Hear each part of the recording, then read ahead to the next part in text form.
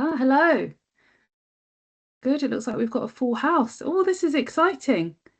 Hello, everybody. It's really, really good to have you in our webinar. I hope you've found the right place. Hopefully, you're expecting to be in the Digital Doctors webinar for Search Has Changed, what every marketer needs to know about staying visible in an AI era. And we are Fingo. So if you're in the right place, please settle down and enjoy. If you're not in the right place, please stay anyway, because it's going to be good fun. I hope you can all hear and see correctly, but if you have any issues with sound, please do let us know in the chat box, and Ginny is on hand to assist. So, welcome. Before we get started, it's probably helpful for me to introduce myself. Some of you will know me and some of you will not. So I'm Marissa Freeman. I am Head of Commercial Success here at Fingo, and I work really closely with sales and marketing leaders across various sectors to help you guys navigate change, particularly when landscapes are shifting super fast and usually faster than your planning cycles and budgets do. So lots of the conversations I've been having at the moment are about search, AI, of course, and visibility in terms of what's changing, what still matters, and how to make sense of all the conflicting advice out there.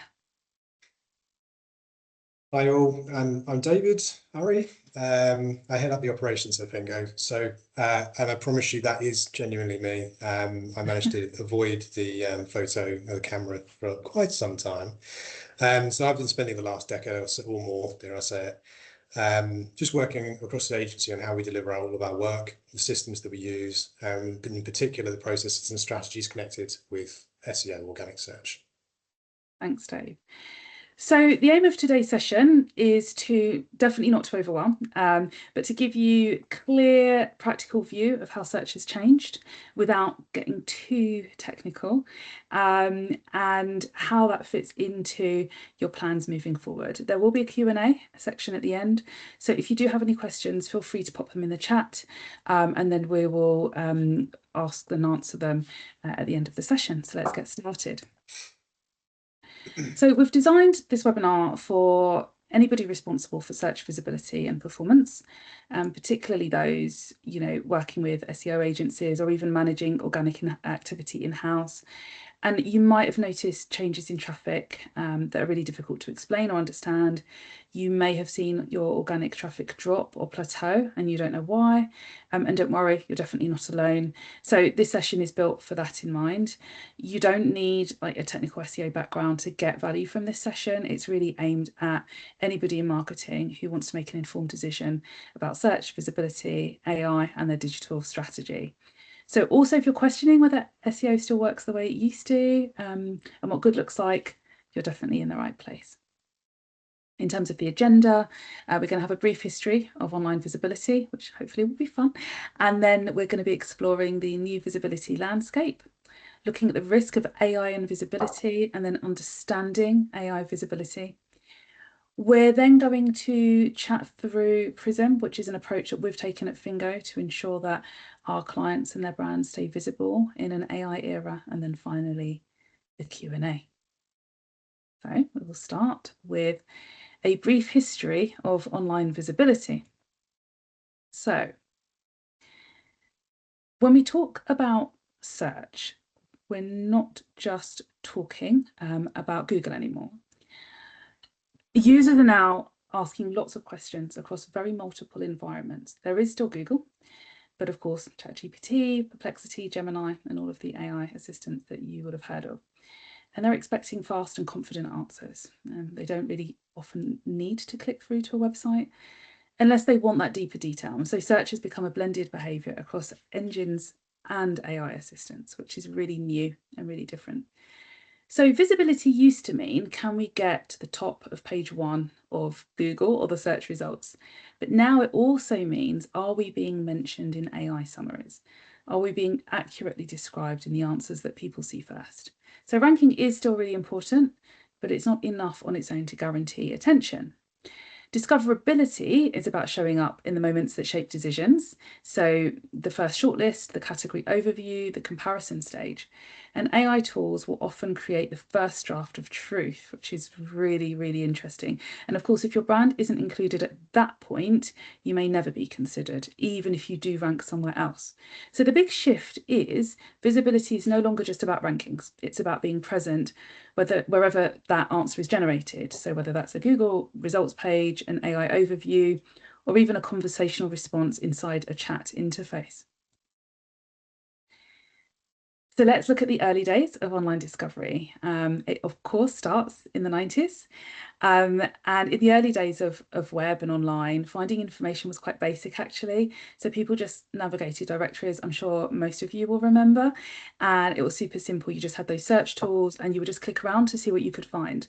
So visibility worked in a really straightforward way. If you were listed somewhere, you kind of had a chance of being found. Keywords did actually still matter, but not as much, quality didn't matter as much as keywords. The keywords definitely took precedent when it came to what was important at that era. And there was a real little sense of like authority or trust built into the system. So the web wasn't really trying to help users decide like what to believe or who to trust. It just helped you find things. And discovery was really broad but quite shallow. So lots of brands could appear, but there was no real filtering or no real decision on what actually deserved attention. And that limitation is really interesting in terms of then what comes next.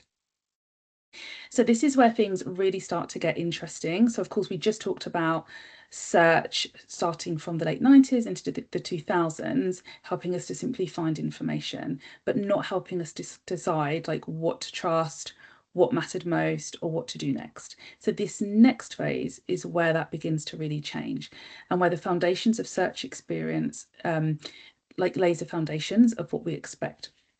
So a Google update is literally a version of an update to the Google search system. It was a change in the underlying software, and we can see lots of those changes through the years. It decides, what content appears, in what order and why.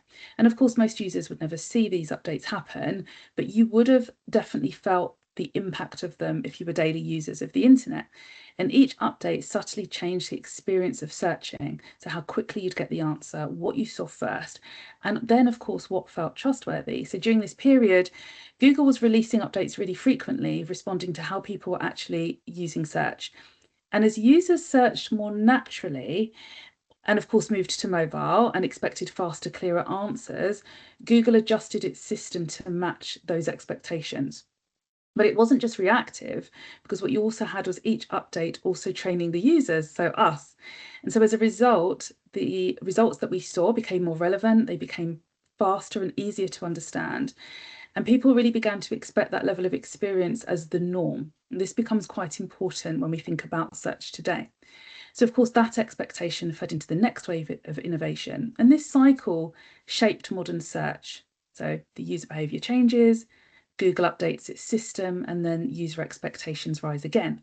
So over time, this process really laid the groundwork for many of the things we now take for granted. For example, intent-led results, answer-first experiences, and reduced friction between question and answer. And that's why this era really matters. The reason AI-driven search feels so natural for us today is because users have already been conditioned by years of Google updates to expect clarity, context, and confidence in the answers they're already given. So AI didn't actually create those expectations, but it did inherit them. So at this stage in Google's evolution, the big shift is all about judgment. Google's moved away from simply matching keywords and starting to decide who actually deserves to rank. And this is where trust and authority have really entered the picture, and they still matter now. And they even matter for AI. So this is where the era of EEAT really takes hold: expertise, experience, authority, and trust. And Google isn't just asking, does this page answer the query? It's asking, who is behind this and should we trust them? Please take a note of all of this because it's highly relevant. Usefulness starts to outweigh clever optimization, and content that genuinely helps users, explains things very clearly, and demonstrates real understanding performs much better than content that's designed just like purely to rank for the sake of it. Importantly, page one essentially becomes like shorthand for credibility. So users learn to trust what they see first, and the top positions capture like a disproportionate share of attention and clicks online. So ranking becomes less about gaming the system, which was like super early SEO, and it's all about earning trust. And alongside those changes to those rankings, something else is happening at the same time. The search results page starts to evolve. So Google increasingly designs the SERPs to answer questions directly, and you start to see these featured snippets, summaries, maps, rich results, and they appear before users even click anything. So it's partly about speed, but also about experience. And of course, what you see around, well, now is that Google is trying to reduce the friction, helping to users to get those helpful answers as quickly as possible. Of course, mobile accelerates the shift. The smaller screens mean less space, fewer visible results, and of course, more competition and attention for the top page.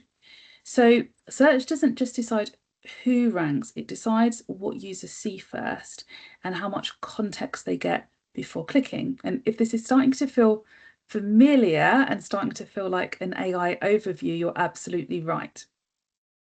So search is now interpreting, filtering, and summarizing information on the user's behalf, which is what makes it so well prepared for what comes next, which is where we are now, the new visibility landscape. I think before we jump into talking about AI in terms of search, it's actually worth taking a moment to explain what we mean when we talk about artificial intelligence. So in its simplest form, artificial intelligence is simply software. It's designed to perform tasks that normally require human judgment.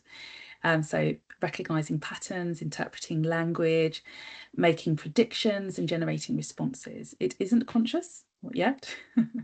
And it isn't thinking the way that we do, the way that humans do. It doesn't understand the world, but what it does extremely well is analyze huge amounts of data.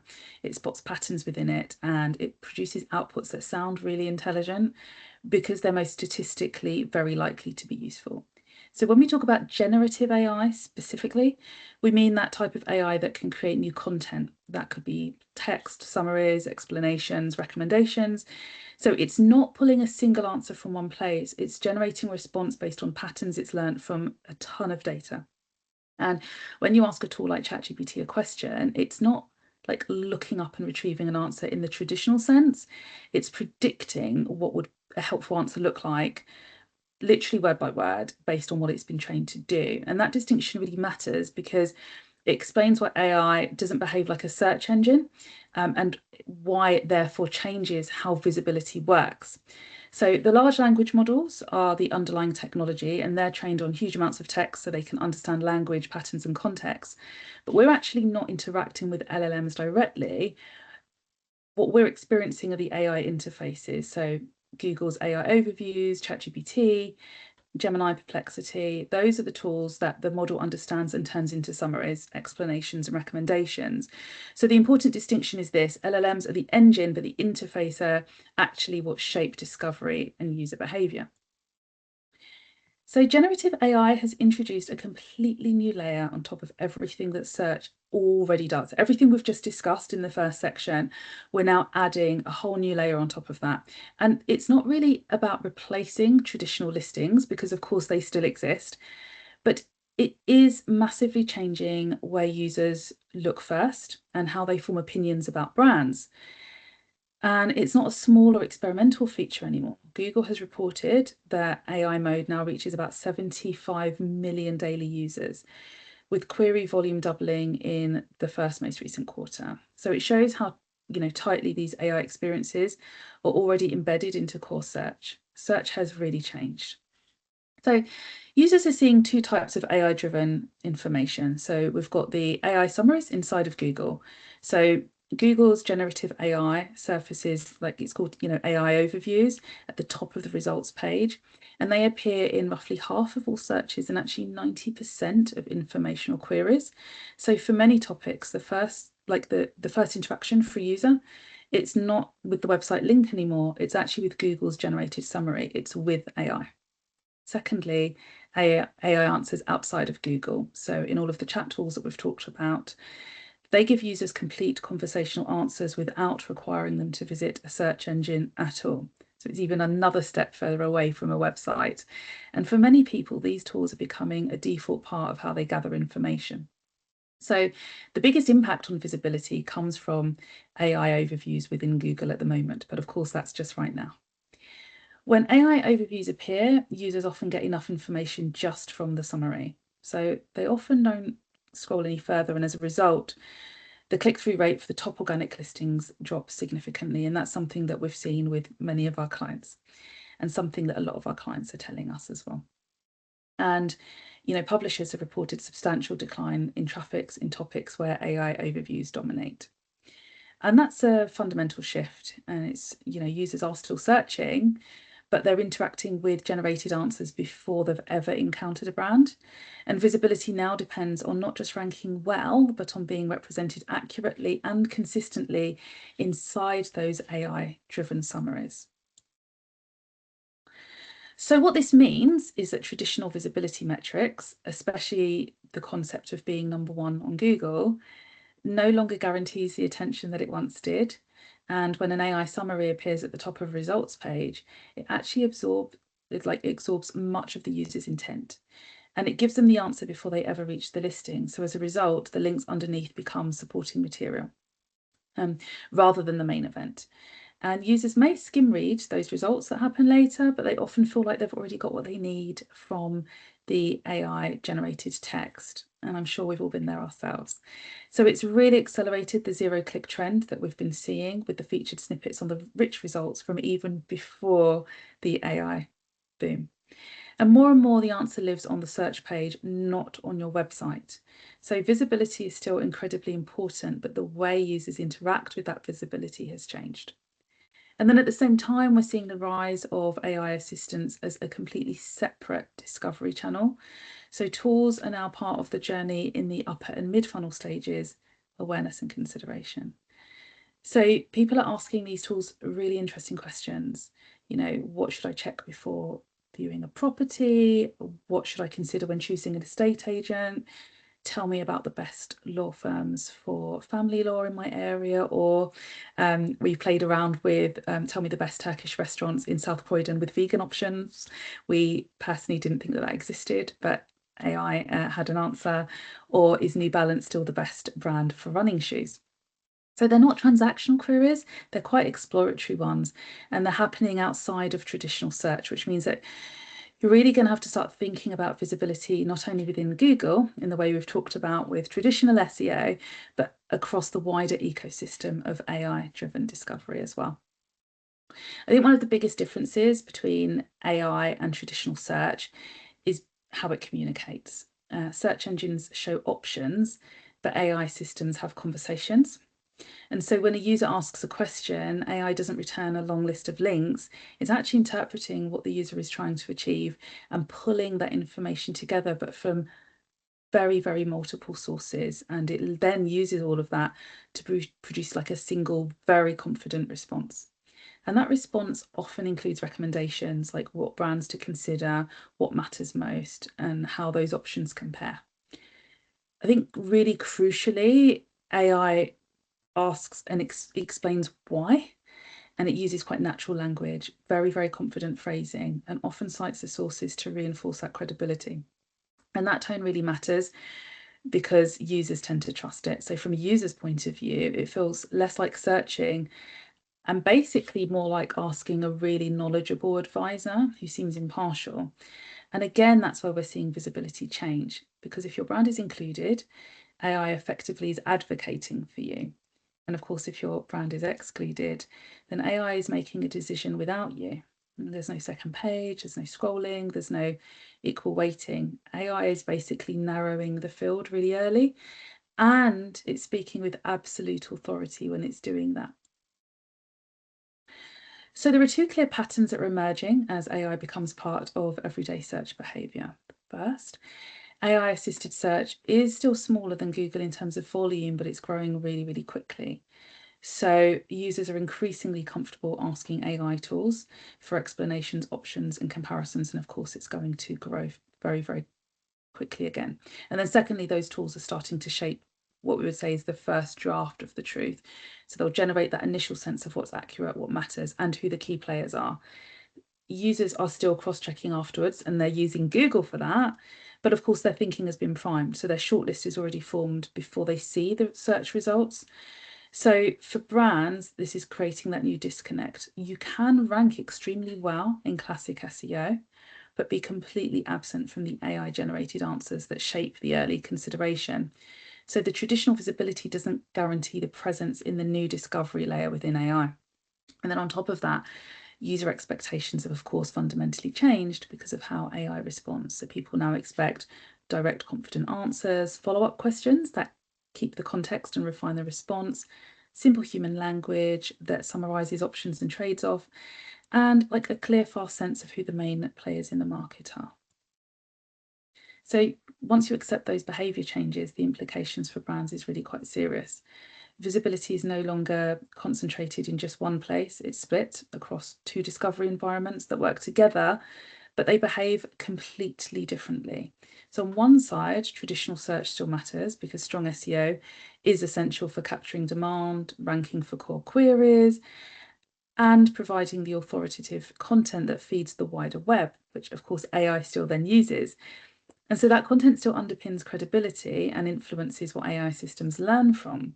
But then on the other side, AI systems act as an early filter. So they're deciding which brand gets mentioned, how they're framed, and who even makes it to the initial consideration set. So that's why ranking is no longer a guarantee of visibility in the moments that matter most. So you must absolutely be cited by AI. And that's what we mean by the concept of dual discovery. The buying journey no longer moves neatly from search to website conversion. It will jump back and forth. So buyers might start on Google, they'll skim the AI overview, they'll move into ChatGPT, and then they'll compare approaches. Then they might return back through Google or directly to a website just to validate the details like the pricing or the reviews or the case study. So you can see that each step shapes perception in a slightly different way. And the brands that win are, of course, the ones that are present across every single stage of that discovery journey. So let's explore the risk of AI and visibility. So this is where the real risk starts to emerge. So we've seen AI is now sitting between users' information, and people are increasingly getting summaries, recommendations, and comparisons directly from AI-generated answers, and sometimes even without clicking to a website at all, which means that visibility isn't about ranking anymore. It's about whether your brand appears in those AI responses in the first place. And if your brand isn't mentioned, it's not being compared. And if it's not being compared, it's not being considered. So that's what we mean by AI invisibility. It's not just like your website just disappears from the internet, but it's that the decision is happening elsewhere without you. So traditional search, of course, still exists, but AI is behaving differently. So instead of listing options, it summarizes them. Instead of encouraging exploration, it filters. Instead of showing everything, it highlights what it believes is credible and relevant. And so that really changes the visibility equation. And attention is now really concentrating earlier in the journey, and it concentrates on much fewer brands. And the shortlist is created before the users ever click a link. And so the challenge with AI invisibility is largely like invisible from traditional reporting. So you actually don't know that you're invisible. If AI defines your category without you and competitors shape the narrative, if AI summarizes your brand inaccurately, that perception can really spread and you won't realize it's happening. And unlike rankings, there's no obvious alert if something's going wrong. So you don't get like a notification telling you that you've been excluded from an AI response or that your brand has been described poorly with a negative sentiment. And I think that's what's making the risk really, really different for a lot of the people that we talk to. It's not really just about lost traffic anymore. It's about lost influence. And so that's really happening quietly upstream of where most marketing teams and leads are currently measuring. And this is where the impact of everything we've talked about becomes super tangible. When visibility shifts, the effects aren't neutral. Brands that gain early visibility in AI-driven discovery tend to see the lovely compounding benefits: stronger consideration, increased confidence, performance, and much clearer signals of the uplift. And of course, those signals matter because budget decisions often follow perceived performance. So channels that appear to be working, they get protected or invested in, and channels that look flat or uncertain, come under massive scrutiny, or they're misunderstood or ignored. So even when the real issue is happening actually earlier in the journey outside of traditional reporting, boards and budget holders won't understand that. And then at the same time, competitors who are visible, they begin to shape the category narrative. So they become the reference point for what good looks like, which brand feels credible, which options are worth considering. And this isn't just a theoretical concern. Recent research shows about 90% of businesses are now worried about losing AI visibility as AI search grows. I feel like I've spoken to that 90% of businesses who are concerned. So I'm hearing it a lot. And nearly 86% are already investing in AI-focused SEO, but they're not sure if that investment is wise and exactly where that data is coming from to guide their investment. 60% do plan to increase that investment this year, which is really, really super helpful. So people are already thinking about their priorities and their spend, but they're doing that often whilst stabbing in the dark because they don't really have the data or the understanding that goes behind it. I think the risk isn't about missing out on the uplift in the short term. It's about falling into a position where catching up costs more. We saw that with SEO, exactly the same sort of thing. So brands needing more time, more spend, more effort because the narrative has moved on and they caught on way too late. And I think that's what makes the AI visibility issue super different. It's not the sudden drop, it's more like the widening gap. And just finally, before I hand over to Dave, there's another layer that's super important, and it's that when a brand is missing from early AI-driven discovery, the real issue isn't just that they aren't seen, it's just that late entry into the conversation. And by the time somebody then does reach a website or enters the sales conversation or a comparison page, their thinking has already happened, and the user's already got like a mental model of their product or service or brand or category and who the main players are, what good looks like, and what trade-offs matter. And basically, if you aren't part of that early framing, you're just not being evaluated neutrally. You're now being judged against what their expectations already are. And so you're always compared slightly more negatively because you look like a smaller player. So that's when the conversations get harder for the brands. You have to explain more, you have to overcome assumptions, you have to reframe rather than just simply reinforce. And so AI invisibility doesn't just like reduce your exposure, it changes the conditions under which you're assessed, and it really puts you on a back foot. So it's more subtle and it becomes a much more expensive and frustrating problem to fix, basically. I'm going to hand over to Dave. Thanks, Marissa. So this section's going to be about trying to turn things into more of the practical implementation.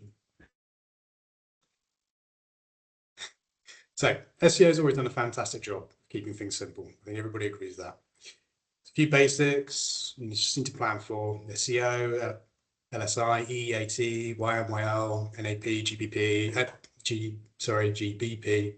You've got to avoid your PPNs and keep an eye on your DA, PA, DR, UF, TFs, and CF.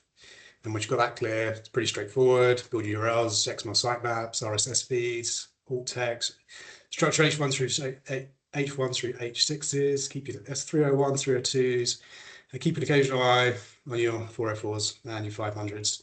And at that point, you've got solid foundations. And then you optimize your search, CTAs, CTRs, CRO. Make sure your core web vitals are in shape, your LCP, FID, INP, and CLS. And then finally, you measure GA, GSC, SEMrush, Ahrefs, all nice and simple. And the good news is that AI is going to make this even easier. Now, we just need to plan for AIO, GEO, AEO, LLMO, AISO, SXO, and that's the planning. And then we need to understand LLMs, NLP, NLU, RAG, GPT, SGE, or AIOs, which don't confuse that with AIO. Train using RLHF and now RLAIF. Natural. And then we implement the JSON, NER, APIs, and LLM.txt, which is like robots.txt, but for robots that kind of talk back to you. And then, of course, we measure AVO and zero-click search. So if that feels a bit overwhelming, that is not a failure on anybody's part. That's because we're very good as an industry in describing with acronyms and buzzwords, and very bad at explaining what actually matters. So I'm going to strip this back and just simplify and call it how we like to call it. When we're talking about, rather than talking about the acronyms, we're talking what we're actually talking about, and that is about optimizing for AI. We're not talking about a new channel or replacement for SEO. We're talking about making sure AI systems understand who you are, what you do, and when to include you in an answer. Those AI systems show up in places, as Marissa's covered, in Google results, such as AI overviews, chat interfaces, and other answer-led experiences. Different interfaces, but very, very similar underlying behavior. And so the rest, what we're going to try and do is just explain how understanding is formed and how it can be observed. So we'll transition into mechanics. Please do ask questions if you need to. And it's important to be clear about what it is. Sorry, next slide, Marissa. And what it isn't. This isn't a technical explanation of how AI systems work. It's useful to think about what tends to happen in practice. AI systems don't know things the way you or I or anybody else does. They don't reason from principles. In practice, AI answers tend to be constructed through interpretation of what's written, synthesis, and support that with information. It interprets the intent of what you have written to it, the question is asked. It draws the patterns and what it can see of what you said, that it's learned from a very, very, very large volume of content, and then it supports that interpretation with information it considers reliable. Different systems do this slightly different ways, and behavior will continue to evolve. It's very important to be aware of that. But as a model, it's helpful to think of AI answers as being constructed rather than being retrieved or pulled from a single source. And that distinction becomes important when we start talking about confidence, trust, and why certain brands appear in answers while others don't. So building on that is a fairly consistent pattern in how AI answers tend to take shape. It starts with the question itself, not just the words, but the intent that sit behind them. It looks for information that supports that interpretation, often drawing on multiple sources it considers reliable. It synthesizes that, it understands that, and tries to convert that into a single response. And that response is delivered with a very, very high degree of confidence, as Marissa said. The important thing here isn't the mechanics of each step, it's the outcome. By the time an answer is shown, as we've said, ultimately, everything's been smoothed out. And the confidence in that answer is what makes that interaction authoritative, even if the topic itself is complex. So one of the most important things to understand about AI answers isn't what they say, it's how they feel. These responses don't arrive as a list of options or links, they arrive as a complete explanation, and they're written in natural language. They anticipate follow-up questions, and they're delivered with a lot of confidence. That confidence changes how people trust the information. So when an answer feels complete, people are far less likely to question where it's come from or where it might be missing. And this is why inclusion matters so much. If your brand isn't in that in that answer, as we've said, you don't just lose that click, you lose the chance to shape understanding. So now there's the premise of how that answer is constructed. The next answer is how those answers become confident. AI systems don't evaluate trust in the way we do. Everything is about recognition of patterns. Confidence increases when they see the same idea and description appear repeatedly across different sources, particularly sources that have proven reliable over time. This confidence doesn't form instantly, it builds gradually as the messages, attributes, explanations are reinforced over time. And that's why AI tends to be cautious with new or inconsistent information, and more confident when it sees a repeated agreement. It's rarely about a single page or a single mention. It's about consistency across the wider web. So if AI confidence increases through consistency and repetition, the natural question is, where is that consistency coming from? As I said, rarely in one place. AI draws signals from across the wider web, your website, or a collection of websites if you've got multiple, publishers and news outlets, guides, forums, reviews, and reference content that they're leaning on. It does also use Google to kind of draw and find relevant information. And some sources carry more weight, as you would. That's always the case. Just as in SEO, some things matter more. But what matters most for AI is that what is aligned. If they're seeing everything with the same idea, description, attributes across multiple trusted sources, the AI's confidence increases. This is why two brands with very similar SEO performance can be represented very differently in AI. It's not about what you are saying on your website or yourself.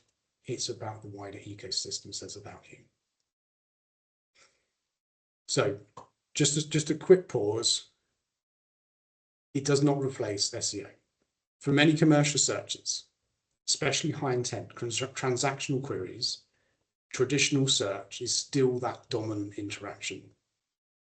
SEO continues to control some very, very important fundamentals. Whether your site can be found, whether it can be crawled and understood, and whether it's eligible even to appear in the first place. That eligibility matters, not just for search engines, but for AI systems too. So if your content is unclear, fragmented, or difficult to interpret, both search engines and AI will struggle in the same way.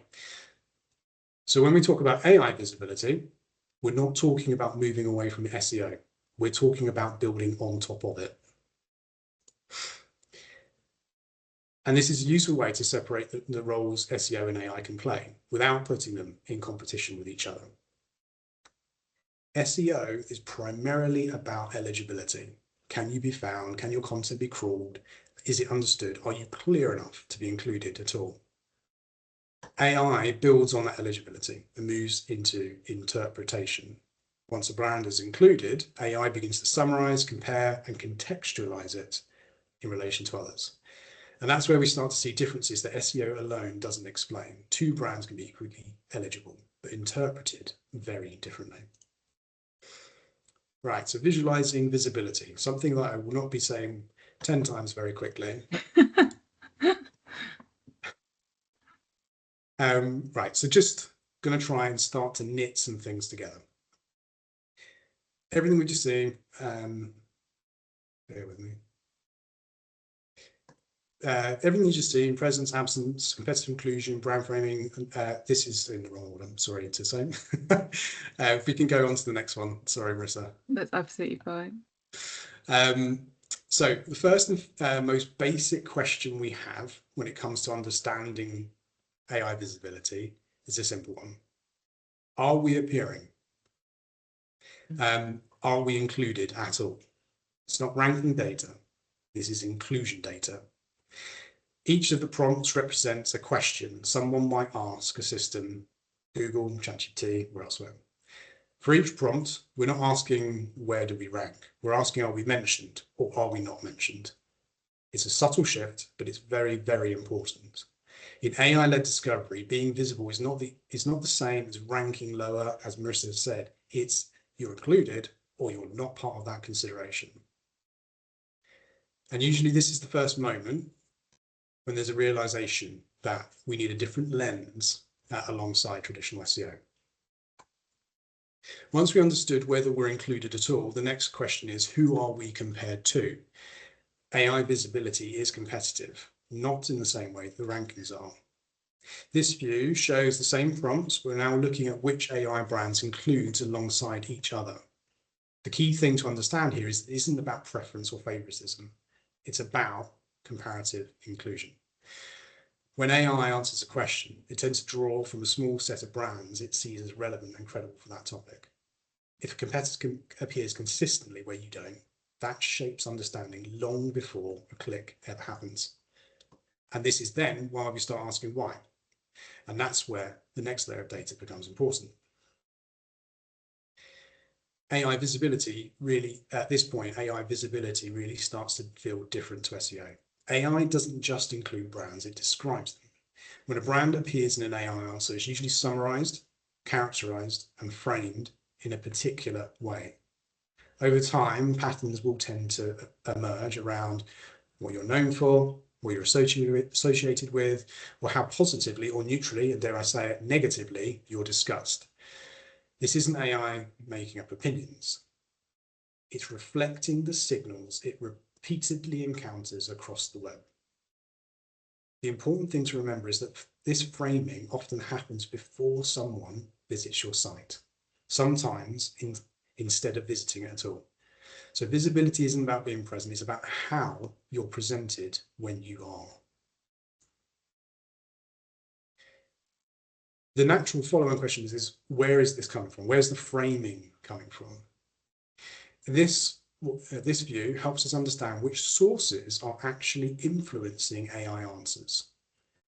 AI builds confidence by leaning on information it sees repeated across the web, as we said, whether that's publishers' guides, forums, reference content. Your own website matters. It genuinely does, but it's not going to be the only influence. So we've got to be thinking about PR, citations, and third-party coverage that have now become more important. Still always have been present as part of SEO campaigns, but they've become significantly more strategic for AI. And this is one of the big reasons why we'll see similarly performing SEO websites being represented very differently by AI.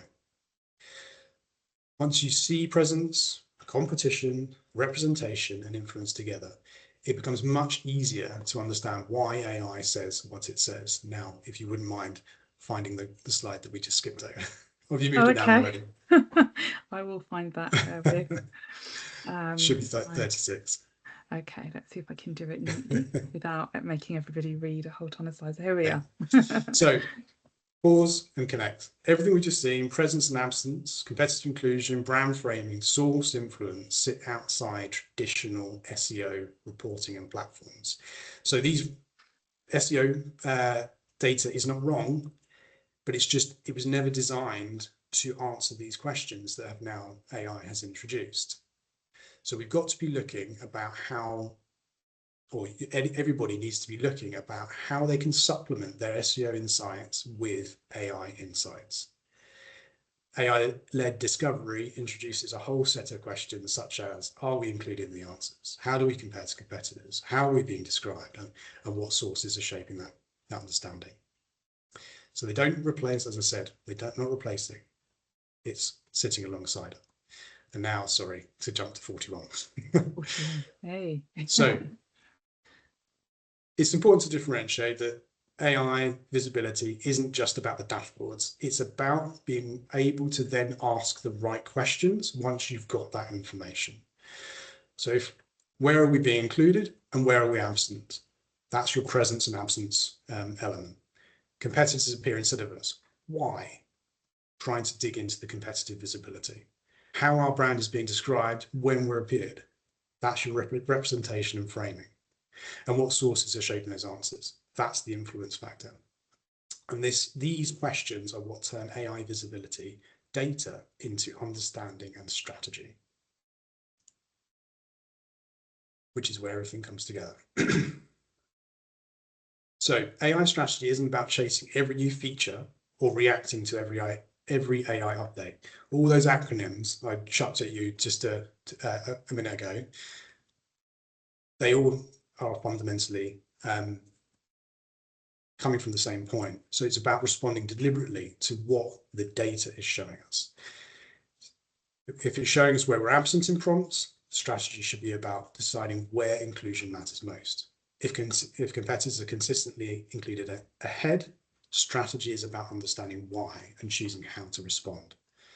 If we're being described in a way that doesn't reflect who we are, strategy is about correcting that over time.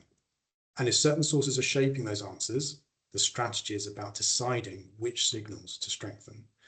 So not in AI strategy words, it's the layer that turns this data observation into intention. And this is where SEO and AI strategy often get blurred together. So just going to slow things down a little bit. Both rely on the same foundations: good content, clear structure, and authority. But as I've said, different questions. SEO is about that eligibility and demand, the discoverability, intent, and search engines understanding enough to retrieve. And then, as we've explored already, AI is about the inclusion. It's about the comparison, and it's how we're shaped. I know it's a bit of a repeating theme, but that is intentional. You can have strong SEO and struggle with AI. And it's not because you failed as an SEO efforts, but it's because, as I say, completely different answers, questions to get answers for. Okay, so nothing exists in isolation. If you're absent from important prompts, you need to better coverage of the questions people are actually asking. If AI doesn't clearly understand who you are or what you offer, on-site clarity becomes the priority. If competitors are associated with concepts you aren't, content expansion becomes necessary. And if certain publishers or platforms are shaping answers, authority and citation work matters again. Finally, because AI behavior changes over time, monitoring and comparison are critical. We're not chasing algorithms here. We are learning about how their understanding changes and evolves. So trying to, as best we can, help visualize the different things we've got to be thinking about.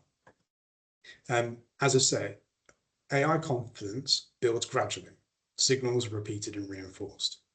Clear content, consistent coverage, trusted sources. And when they all align, AI responses tend to become more stable and predictable. And this is why this work is not about quick wins.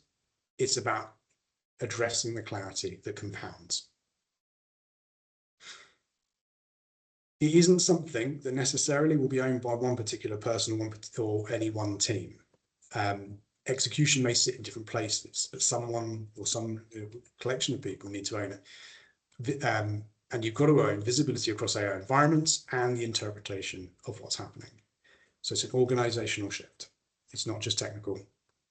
A small example of this, one key aspect is addressing content in a way that meets the expected level, using simple language for beginner level information, building technical language into deeper information, speaking the industry language fluently at the deepest, and it allows AI to cite you at all levels and trust your authority.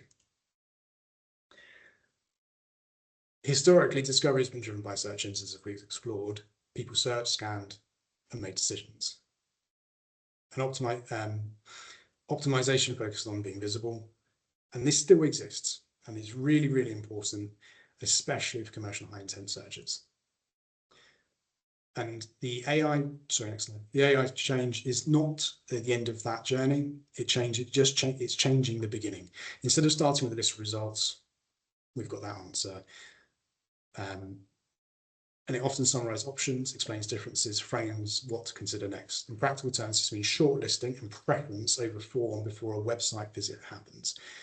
By the time someone clicks through, if they do at all, some understanding has been formed.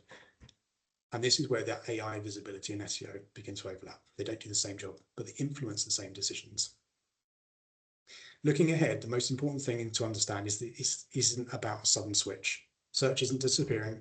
AI isn't replacing everything overnight. What we're seeing is a gradual shift in where influence happens. AI is shaping understanding earlier in the journey, and that influence is likely to increase. So for most teams, planning for 2026 isn't about now betting on one channel. It's about making sure you're visible, accurately represented, and competitively included wherever people form opinions. The brands that are best prepared won't be the ones chasing every change. They'll be the ones who've built clarity or continue to build clarity and consistency over time. So what this means for you, practical, hopefully something practical for you to take away.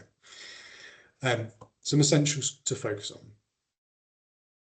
First, that understanding the visibility now has changed. and will continue to change. Secondly, the platforms you rely on matter. You need platforms that can show you where you're included, how you compare, how you're described, and what sources are influencing that. There's a lot of tools in this space. There's a lot of people jumping in the AI bandwagon, and a lot of those will fail because that's the nature of it. So just be careful and be considered with what you're going for to make sure it's sustainable and supported. Excuse me. Next, the clear work streams. Not experiments, not one-off tests. Define areas of focus that respond to what the data shows. The next take home would be, none of this replaces what already works. Strong SEO, clear content, and authority still create the foundation of everything we've discussed. What's changed is how visibility needs to be measured. If you can't see how AI systems include and describe you, you can't meaningfully influence that understanding. Finally, patience. Confidence builds over time through consistency, not shortcuts. So let's jump into Prism by Findo and how we approach tackling AI visibility for our clients. So at this point, the practical question becomes, what does managing AI visibility actually require? And as we've discussed, it's not just about rankings and traffic. It's not something one channel team can solve. So to manage AI visibility properly, teams need visibility into the AI outputs themselves, not just the search results, and they need to understand where they're included and the competitive context. So without that AI visibility, it just is very theoretical and not practical. So we built Prism to keep things simple and to provide the data and insights so that the teams that we're seeing doing great work can do the work that they need to do, but with the data and insights behind it. The missing piece was never effort, it was about visibility intelligence. And so we've designed Prism to show what AI systems are actually doing with your brand across all of those prompts, competitors, concepts, sources, and sentiments.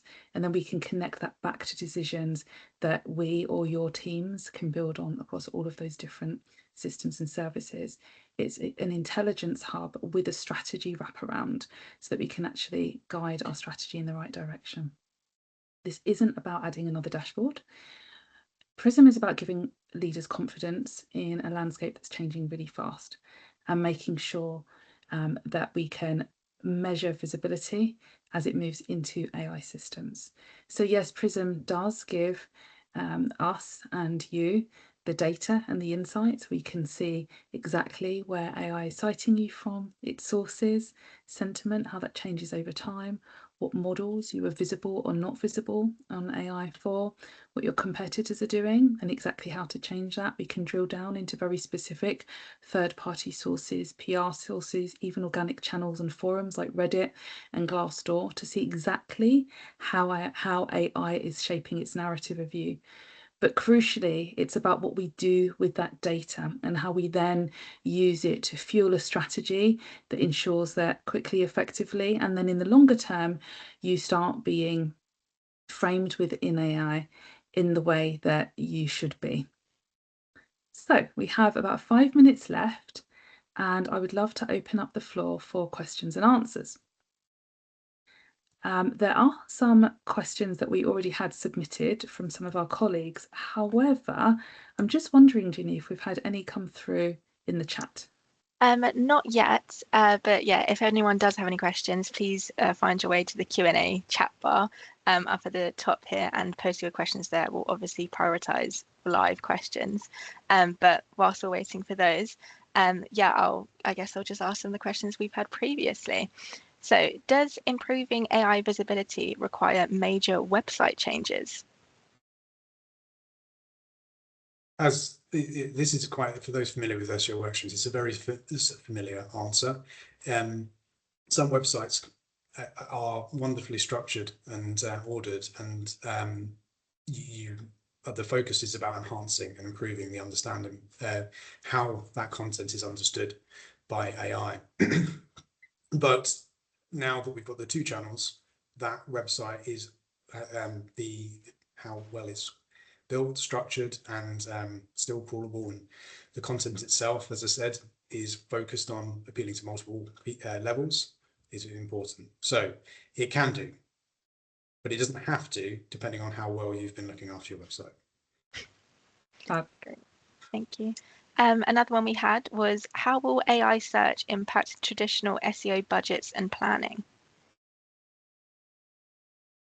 So yeah, hopefully the theme has come through the talk today, that they are supplementary to each other. We're essentially looking at two channels, but they lean on so many of those similar levers. What we're looking at is ultimately two different sources of research and insights that we've got to learn and digest and then influence strategy. But you're then still talking about technical improvements to a website, or the user experience of that website, the content that sits on it, and authority signals offsite. So it enhances, adding AI into it enhances any SEO program, but it should.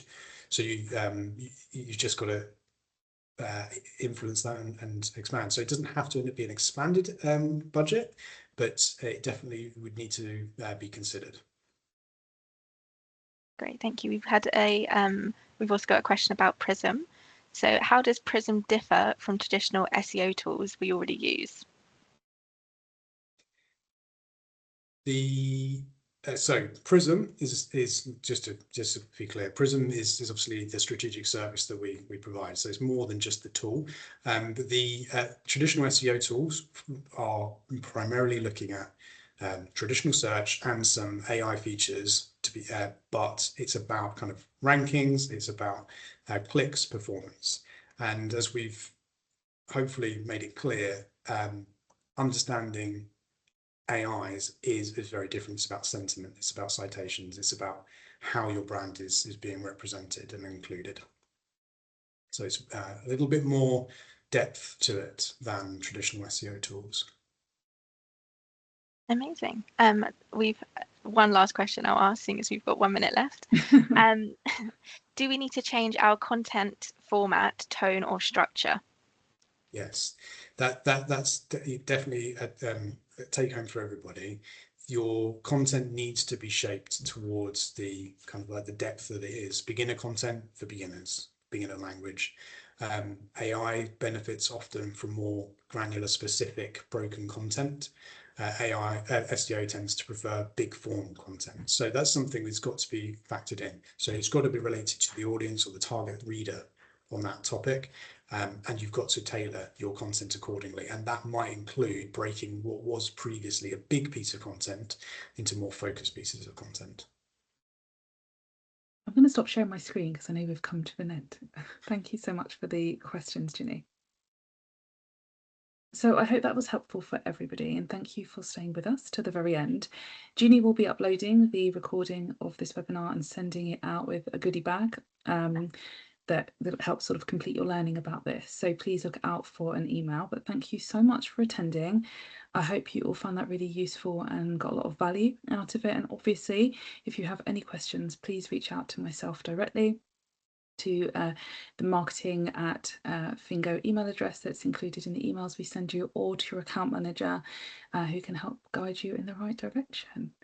Also, I hope you all have lovely Christmas breaks as we're about to split up for some leave. So have lovely festive times away from work. Take care, everybody. Thank you, everyone. Bye. Bye.